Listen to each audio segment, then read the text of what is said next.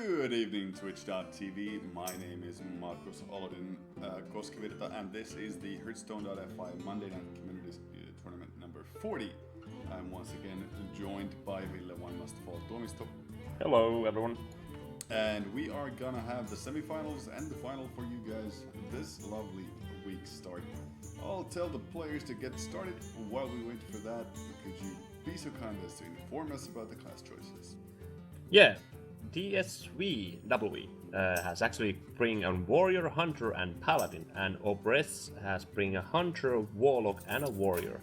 So we have almost the same, only difference is the warlock and a paladin. So basically, if it's the new hunter paladin with the secrets paladin, what was it thinking? Hunter paladin. The secrets paladin versus the warlock. Which one do you think is favored? Well, the secret paladin is really interesting. When it works, it's really good. But sometimes it just feels that it's kind of slow, and I think it's difficult to see. I haven't seen like so many games that I could actually say it definitely which one is better. Yeah, that's true. It's something new. Something unexpected. The paladin has never come back. Let the hunt begin. We'll hope to be able to see all those matches come up. Obrez has got the perfect starting curve. 1, 2, 3. Yeah. I'll ask And you 4. to invite us to spectate.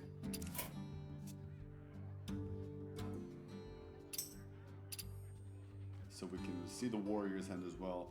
Whether or not not bad. It's a patron or a control, and it's definitely a patron. Yeah. The hand looks quite good against this kind of starting hand. You have everything you want. With the coin, you've got the curve.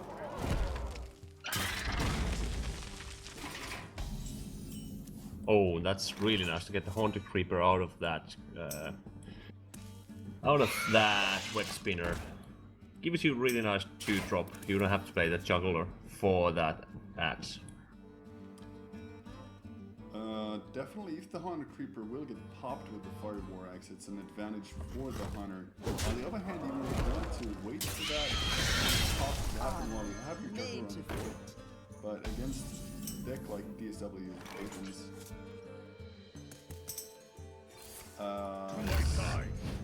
it's going to be a difficult spot to not 1-1s against 1. Yeah.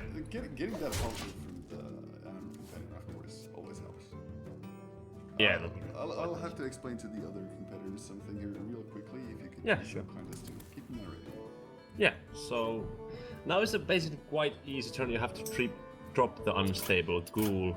You don't have too much choices because you want to clear the board. It's the easiest way. You can use the inner rage and go for maybe armor up, but it's quite hard. Of course, you want to keep that unstable ghoul in your hand for enabling some combos later, or just keeping it over there and forcing your enemy to play something else to actually remove it. But I think that inner rage is better for you when you have a chance to just get your patron. So now just inner rage, armor up, it seems so weak. Turn 4, there will be Pilot Shredder. I completely agree with you there. And the Shredder is the perfect play for this issue. Yeah. And now, like, you can slam and then play Unstable Ghoul. It's decent, of course. You get one more card, but Against the board like this, the Ghoul is pretty much your only choice. If the Hunter were able to completely overwhelm the board before you had the chance to start running your combos like the Commander, it's really difficult to come back from. Of course, having the Owl in the Hunter's hand is pretty much the perfect response against the Unstable Ghoul. The only downside here that I can see is the fact that those 1-1s and 2-1s could possibly spawn more dudes or be targets for a whirlwind, which makes it great big frothing, but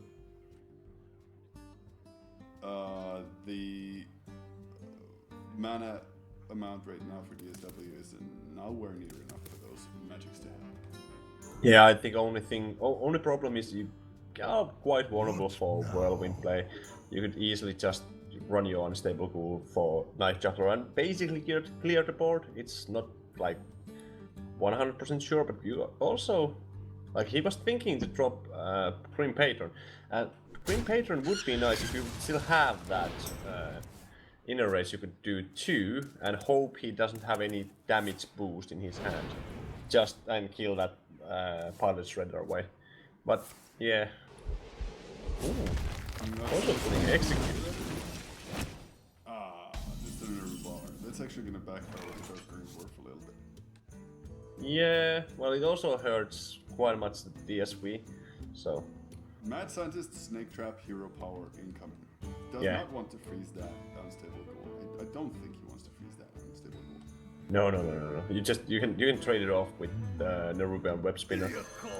Actually, I like this a lot. In the fact that now he guaranteed to have targets for his Dark Iron Dwarf, even though it costs 2 more. He turned off one of those spectral spiders, which are very, very prone to get removed with just a single whirlwind effect or any other board clear effect. And he's also got a 4/4 body for lethal next turn. So even if the opposing patron warrior had to brawl, What now? the 4/4 surviving would be much better than just Yeah. Be thirsty. Frothing turning out that knife to release that the snake trap is of course again very, very nice. Let's see, how much is this? This is 6 on board. He need 2 from the unleash. 6, 8, 10, 1 off. 1 damage off right now. Would you still go for it? Trade the 1/1 for the 4/1, Yeah. or the 4/4 for the war song. The war song does mean that the patron threat is really low. I think you just trade the Spectre Spider to Frothing Berserker. Then you have to kill that Warzone Commander. Just go face. You get 4. Well, you get 6 damage to the face, so that's more than enough. I guess he doesn't value the small one as much as he does optimism for the output of the Yeah. Still no traps out. Yeah, the mana curve definitely spoke in favor of the scientist. No more war song, and not really any way out for him. That Nerubar Weblord actually working miracles right now because the nose. Series going 1 in favor of our Russian player Obrez. And he's got the Warlock and the Warrior left against DSW's 100 power. Nice win there. Always fun to see a Patron Warrior lose. Would you agree? Well, yeah, Patron Warrior has been dominating the meta for so long, and it's nice to see also people running that quite pesky control warrior nowadays. It's fast enough with Brun and all the other big guys, but still has a decent chance. So it's interesting to see. Is the Patron combo deck going down a little bit, or will it be less popular? I don't know. It's still really nice deck, so. The prognosis and the forecast for the power levels of the decks has been very interesting to follow. TGT has really messed up, or not messed up, has really refreshed what we've come accustomed to see on tournament level plays or high level ladder plays. That's true. We have seen like priest in like, and there's like really nice priest lists what we haven't seen in a long time. Priest and Shaman. Do not forget the Shaman. Oh yeah, Shaman. That's so annoying nowadays to play against those totem Shamans. They can have so explosive starts that, oh my god. Of course, the meta is still to get set. There is a valid point to be made in that some of these decks are a bit gimmicky still. They are looking for their form. They're looking for their most optimal way to apply the decks to the options. Actually, Obrez discarding and mulliganing away a fiery imp. That was interesting. guaranteed 1-drop imp. I would have liked to see that. I think he's fearing that DSP is playing quite like aggressive mid-range hunter, what have been. So you don't want to take the 3 damage to your face. So you want to preserve your health That's as much as you the can. only reason that I can think of as well. Because when you think about the general way that you want to play a Demon Zoo, you want to have a perfect curve 1, 2, 3. Yeah. And he had the 1 and he had the 3. So. But he knew that he has a point, so you can basically go 1, 3, 3 in the worst position. And he had an imp gang boss, so it's a gamble, but it pays off. Points are knowing his activating the Ruby, having a nice 3 possibility to race the hunter, which is always fun. Oh, Yeah. Flare. See, there's that anti-meta cards we've not accustomed to see yet. The Flare is one of those cards that you would definitely not see in pre-TGT. Yeah. I like this a lot. Actually, going for the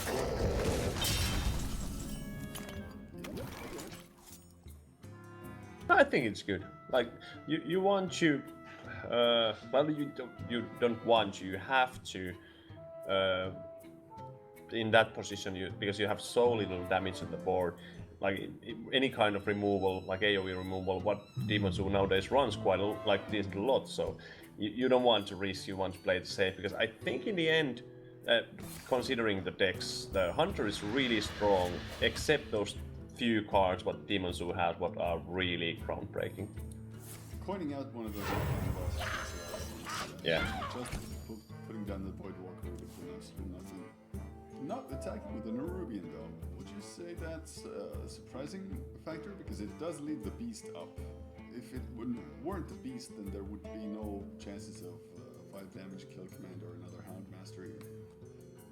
I think he didn't want to trade it in, because then the Nerubian would die really easily. Sadly, there's another Houndmaster, and this will kill the Ink Gang boss or go to the face really hard. I think it's a face is a place, but Nope. Valuing the board control more. oh, okay. That's kind of wasted 4 damage. I think this is even a bit too conservative.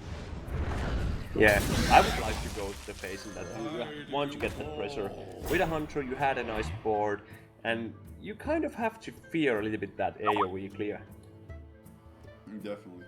One of those things that you usually would not be comfortable with. You kind of know that there's some of them will be coming. Yeah, even a Hellfire in that situation would have been devastating, because that would have meant that the Ruby would have stayed alive. Yeah. Well, as in a Leok, it's with a Leok, the opposing Void Walker is cleared out. Oh, well, double Animal Companion, double the fun. And Huffer would have lost Blizz, always works as well. Oh, that's risky. Wow, really risking that discarding option there. Yeah. But in the end, that works out. What else could he have put out though? Playing down the Doomguard, discarding. What was it that he discarded? I can't see the discard. Argus and something. Oh yeah. The Ink Gang boss had been played down by no Argus, and I guess his hand was Oh yeah, like the Void Argus Terror list. and Argus. Yeah, Void Terror and Argus. It was actually quite decent. I really like the Argus against. Yeah. My shield for Argus. The Owl, unfortunately, is the perfect answer against this toned up Ink Gang boss. So I'm sure Obrez will not be happy to see that. Yeah, and you can drop down that Savannah Highmane. What is one of the cards that will help you win the game? Like, it's basically if you get those Savannah Highmanes down before your opponent gets Mal'Ganis on the ground, you most likely win the game. But if it happens the other way around, it's really hard to find those like solutions for that Mal'Ganis. Interestingly enough, DSW played a freezing trap, and I think that is a small mistake in this matchup, since you can just attack with the Defender of Argus, get it back into your hand, and with that, get the new +1/+1 plus the 2 stone. Silencing down the gang boss would have made a whole lot more sense in my opinion. It would have been just a vanilla 2-4. This way, the gang boss keeps spawning and gets the chance to even trade into hands. So that's better in sequencing of cards. It might end up being really costly for DSW. Yeah, that's at least quite annoying. I don't think that's still groundbreaking. You can still silence, but like now you want to trade in, but the sad thing is you don't really have too much stuff in your hand. So you can basically go and push for damage or just silence the egg, what always feels quite stupid. A Knife Juggler silenced the Imp Gang boss, I would say. Then go for face. Hope that the juggle from the knife thrower goes into the DPS or the well, that command, that works also. It spawns more 1-1s. We'll keep playing the... Now. No, I think he wants to get Unleashed Hounds and just played with that. Mal'Ganis. Well, this means that the 1-1 is suddenly become...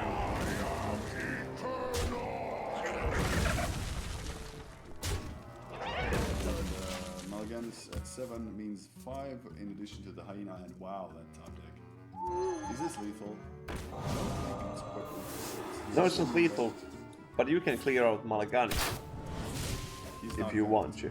He's not going to. He's going to put on pressure, try and make it count.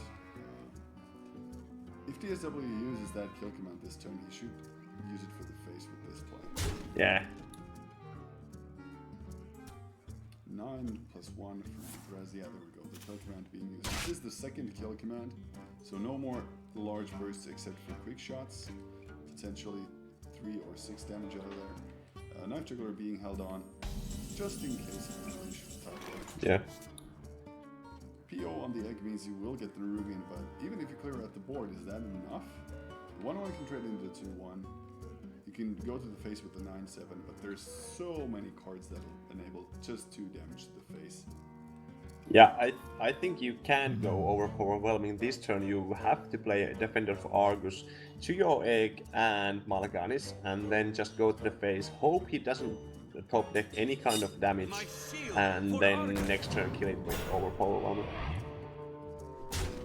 Well, that's exactly what he's going to do.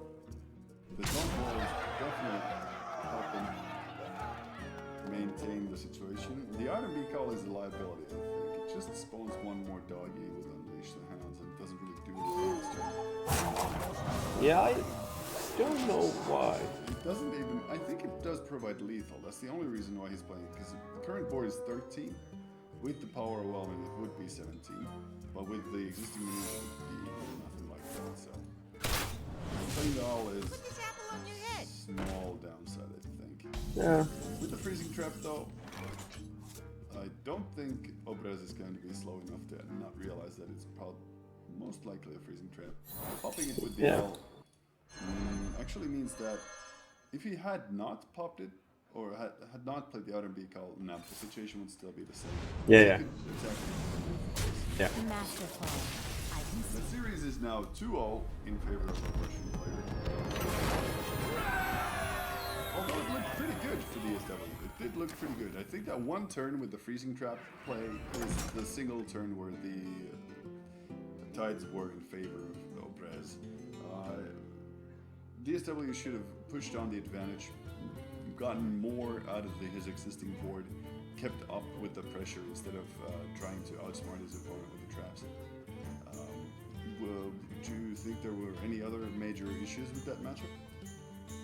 No, there was few things. What was like, I think he did want to play a little bit too passive for the matchup, because in the end, the Demon Zoo can outvalue you. So you kind of want to have the pressure on that he cannot set up the board exactly how he likes. Like over there, he'd just get the Mulligans down, and then there wasn't enough damage anymore. So just trying to get a little bit more damage in, but it's small things. It's more preferred. Like if there wouldn't be Malkanis, that would be easy win, and you could play really slowly and just carefully. So it's hard. That's really like coin toss matchup. It's all about how you drew your cards. Well, there you have it. The second game is going. Actually, the third game is already going. It's going to be the potentially deciding match between Russia's Obrez and Estonia's DSW. He is still putting his faith in the Hunter. Lariat doing work. Unfortunately for DSW, the unstable will be able to trade with the knife juggler unless there's an owl or some other way to handle it. Well, I think, oh, this is quite aggressive use. He didn't want to use the bow because he doesn't have any kind of traps in his hand. So he values that more than actually quick shot. I think the mana curve wise though, yeah. So taking one face damage isn't that bad. Also, like, there was a chance to use Coin Pilot's Raider, just trade in and Coin Pilot's Raider. Oh, that's so unlucky. Yeah, 5-5, of course, in the tie situation, just does not work in your favor, so you do not do it. Yeah. But there was like, I think Hunter, in these kind of matchups, you really want to have something on your board, like all the time. Oh, that. Oh, does he play Death Bite or Fiery Vorax? I think. Death Bite is more on the curve, so he's played it. Fiery Vorax probably doesn't have too many targets left. Yeah, I think like Fire Vorax and Armor Up would be decent play over there. The Armor Smith plus the Unstable Ghoul means a couple more armor for you, and when you attack with the weapon, you got a Yeah, I think he did play it because of Battle Rage, basically. Oh, that's... Get one more card out of it. Yeah. You've got the Commander, you've got the Frothing, and the Whirlwind right now. The situation against the Hunter is also very strong because you lots of hit points. Well, no Machine Rider. See what you get from her. And after that, draw something like an Execute or a Shield Slam. I don't think you actually do run Shield Slams in this version, even with the block. I don't think so. Well, I think nowadays when we have been seeing more Brawl, that Shield Slam has been dropping off, that they are basically placing Shield Slams with, like once the Shield Slam with Brawl. So it's interesting to see, because some of the decks run one, some of them doesn't. So there's the Execute for the first time in. There aren't going to be any better targets for it, not in the near future at least. Fire War Axe could also be used, but that's 6 damage to the face that you're just tanking right there.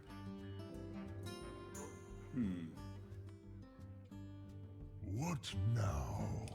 You could, in theory, play the Patrons, but that would make no sense since you have no activators. He's just gonna go ahead and... Oh, place the what? I guess he's calculating that when I get the huge Frothing Berserker turned, do I have enough to get lethal? Yeah.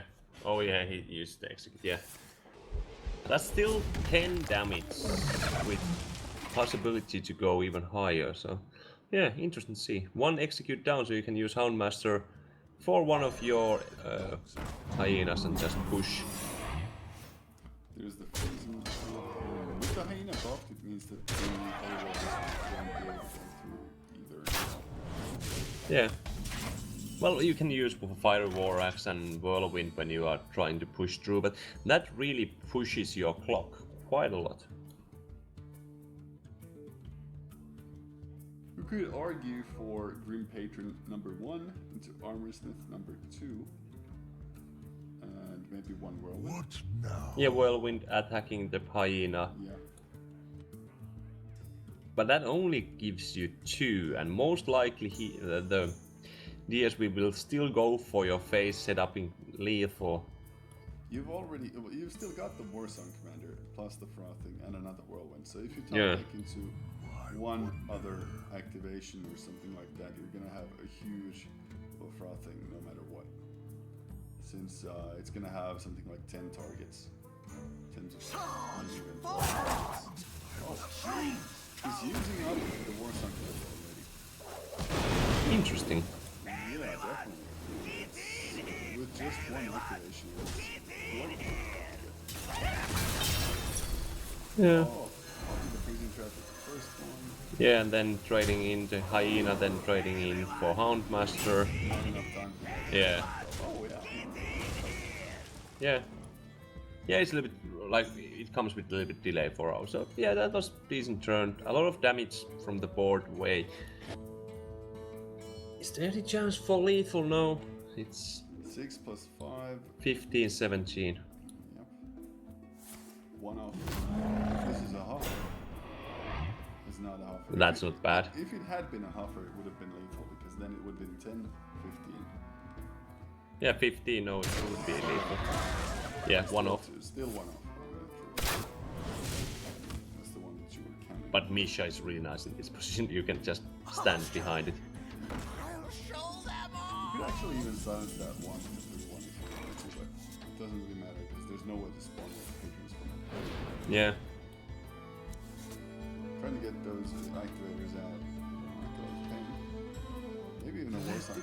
Pain, speak to me. Whirlwind being used as additional for more cards. Inner Rage. Yeah, that's not bad. But you have to leave that Inner Rage, sadly. I think you armor up, maybe play on Armorsmith. Because your Whirlwinds go already, so it's quite clunky. Inner Rage being used as a and the Fire War Axe to clear out one of those twos. It's not that good for the warrior unless he manages to top deck a second War Song Commander. It is a 1 in 9 chance though right now. Yeah, that's true. And I think you have to play for your outs. he's probably outs to go for that trade so he can trap up. Freezing trap. He's got no more charge action for the top War Songs. Still, the shoot block does keep up as last turn, I think. That's 8 on board plus 5, 13 plus 2, 15. Yeah. Unless he's hero.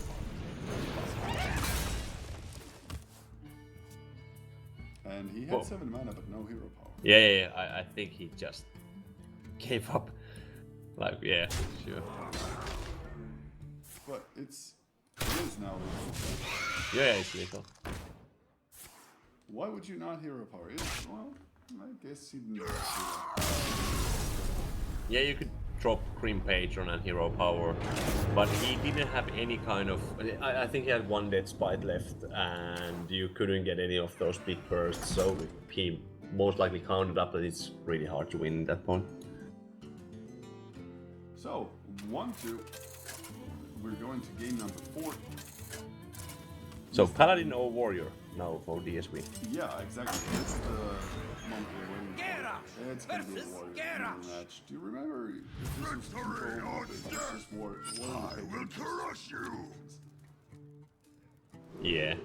This is just a good old-fashioned coin toss on who gets the bigger, better cards into a more prominent, dominant situation. Looking at the starting hands, DSW has got the better draw potential, but Obrez does have the combo pieces just waiting. And a couple of dead spites just in reserves. Yeah, you can go for that. Easily just put few patrons out. And usually when you get those first patrons out, you are really strong position. It's all about those brawls. Are they running them 1? But most of them are not running 2, so... We haven't seen them thus far, so I would hazard a guess that there are no brawls, at least in Obrez's deck. Yeah. So went so low with those cards last time that it would be a bit of a surprise to see it. Well, there might be one. Well, there might be one. Still, Yeah. sounds like, and no inner rage onto the Acolyte though.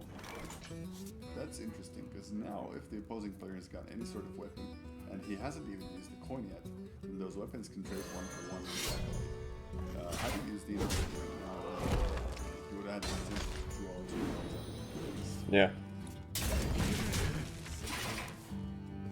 Well, unstable ghoul, second inner rage. Once again, talking in favor of actually using the first one. We still have had one inner rage just in the part of waiting. Using the dead spice to attack into the enemy face is an interesting decision. I would have gone for the face myself because of the death rattle from the red spike. Yeah. It spawns or kills the 1/1 even without any extra effort. I think there was just if there is some kind of way to get a taunt over there, or some kind of other, like just denying that mana and armor, so it's really nice. It's gonna be, yeah, Double awesome. rages getting thrown out. So he's GSW is the first and the first person to utilize death rattles and spawns in such an effective manner. There's now basically a full board of just group patrons. And if you're a Obrez, this is not looking good. Yeah.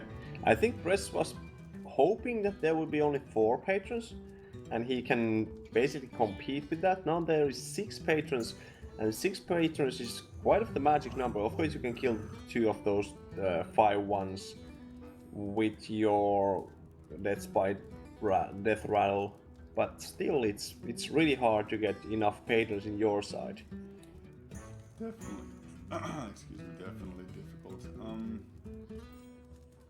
You can reduce his patrons to 5 and get 4 out on your side.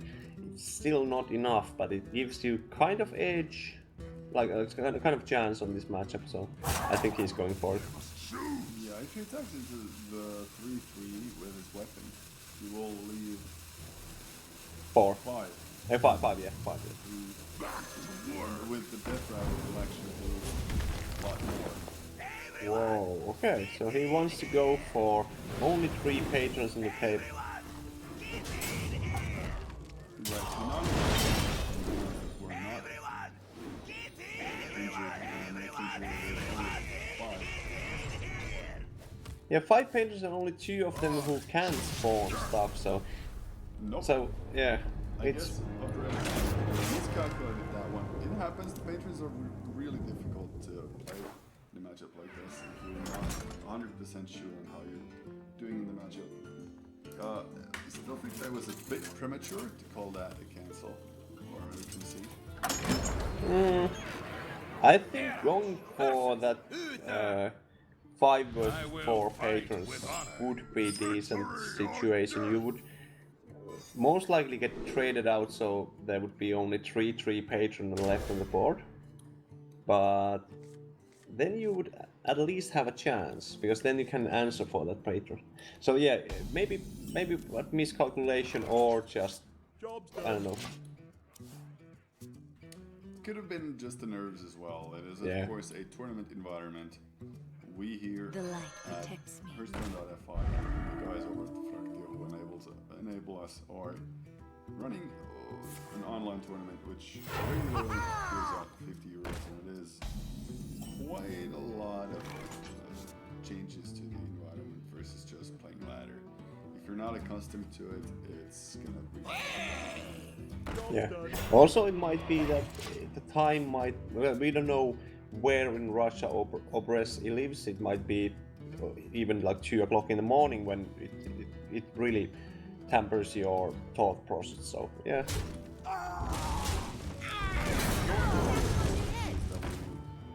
Had no choice really.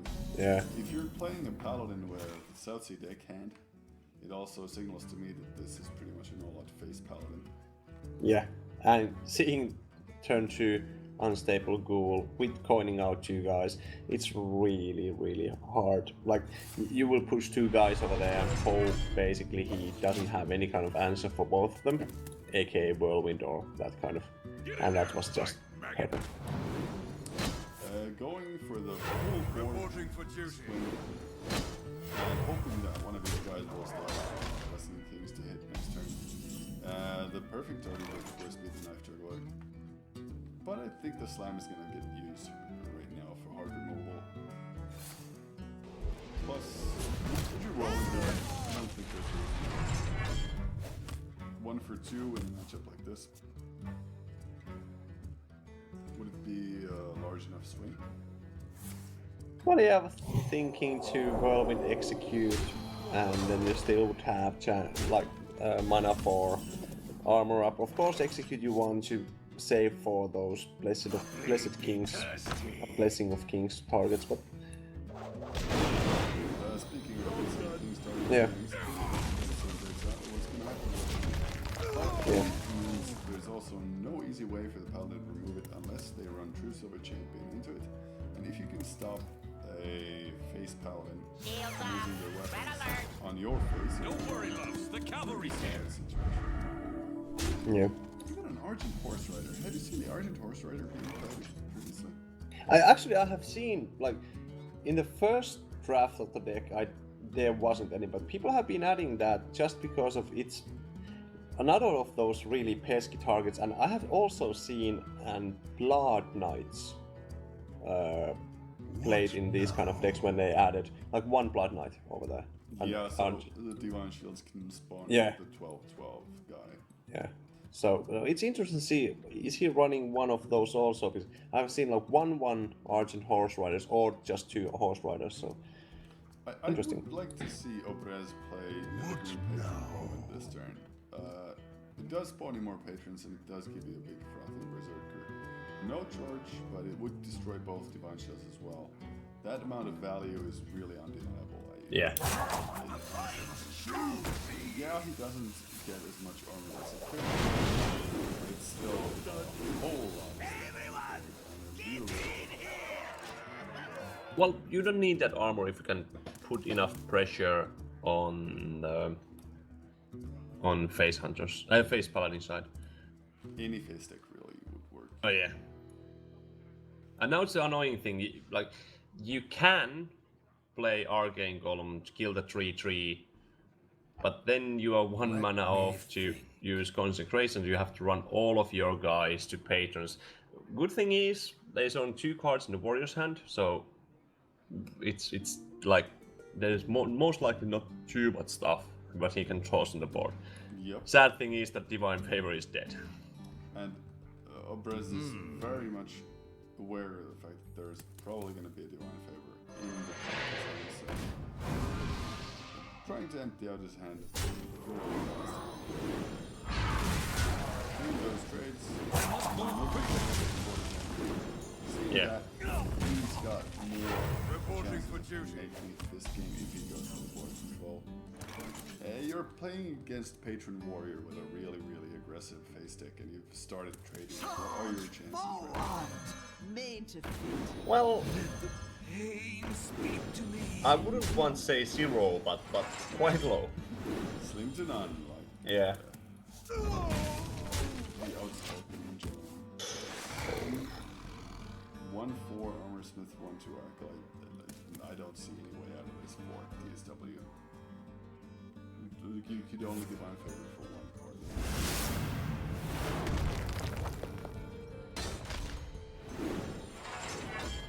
Well, yeah. Equality Consecration. Reporting for duty. But I think if he goes for Inner Rage play, like he does, that Divine Favor can give some kind of value. Battle Rage. Yeah, yeah. Inner Rage. Yeah, no, Battle Rage, yeah. Oh, actually, Inner Rage is not the priest card. Inner Rage is the warrior card as well. Yeah, he knows, yeah. That's nice. Well, it's 4 cards, yeah. I think to go for the face down. Especially when you're over 25. It's turn. Yeah, like, I don't know what 4 cards you have to get out of. Oh, master, so you can get only 3 cards. Oh, he plays first, so doesn't want to get that juggler. When you've got a chance to trade 1 for 4 or 1 for 3, I think you go for the 1 for 4, although it's not as optimal when it comes to Reporting for duty. Yeah. And now, if there is a patron top deck, the game is over. Nope. Nope, not this time. It's still over though. 1? Well, kind of, yeah. It's not over in this turn or maybe even the next turn, but this unstable ghoul will stop quite much everything on the board. Yep, no quartermaster, no nothing. Maybe the seal of Well, champions. Seal of Champions, yeah. But it'll only save the 1. But still the 1. It might be the 1. It won't even save the 1. The fact that it'll be gone in attack. No, you could do... Actual life points. So, it's effectively useful. No, you could just play it for one of the 1/1s and trade in that like other 3, so you would have 3/1. But yeah, this 9 damage to the face, it's decent start for like really awesome comeback. So Reporting for duty. We do see that there are tools for it. Oh, well, at least now there are tools for it. but you have to face tank quite a lot, so it's not impossible. 7, 9, 10, 12. Sorry. 11 damage on the board, so his face is fine with just standing it out, going for the face damage with the Dead Spite, hoping to go into any card with the Warsun Commander that could be utilized. That's killing cards left, at least 1 patron, at least 1 draw thing. So at least a 1 in 5 chance to draw something. But this cockhammer can be really annoying if it goes for 1. Yeah, that's so bad. Yep. Very, very nice, sturdy 7-hand recruit with Divine Shield and 8 songs. More taunts. Wow. Okay, so I don't like that play. Like playing... the Buzzing of Might. Yeah, and even that Annoyatron, putting it down, it's quite risky. Well, if you're gonna be utilizing the Blessing of Might onto the Annoyatron, then it might not be that bad because the patrons are not able to trade into it. Yeah. Double inner edge is just removal. Ouch.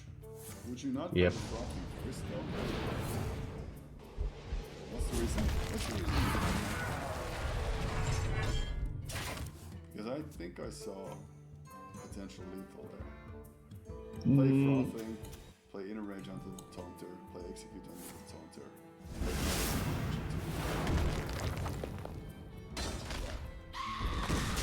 I think it's still only 6, because the execute doesn't proc the damage. So I think it's still... 2, 3, 4. Or is it even just 4? Plus 2. Oh yeah, so 6, yeah. Let the pain speak to me. He would have been fairly close at least. Nothing else. Oh, and there we go. Kind of a surprise winner.